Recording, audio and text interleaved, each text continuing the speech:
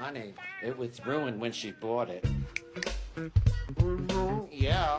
So there was a doctor years ago that published a personal study where he cracked his left finger every single day for 60 years, and he didn't crack his right. At the end of the investigation, they found that there was no difference in arthritis between the joints. In fact, there's many scientific research articles that show that there's absolutely no increased risk of arthritis when you crack your knuckles. So here's what's actually happening when you do this. Watch the red arrow closely. The joint separates and a gas bubble forms within the synovial fluid of the joint, and that's what creates that popping sound. Now, some people can do this more easily than others, but contrary to what some will say, this does not ruin your joints. It can make for a cool party trick though. Interestingly, Dr. Unger won the Ig Nobel Prize for this study, which is a satiric pun off the real Nobel Prize that's handed out every single year for trivial advancements in science that usually make people laugh.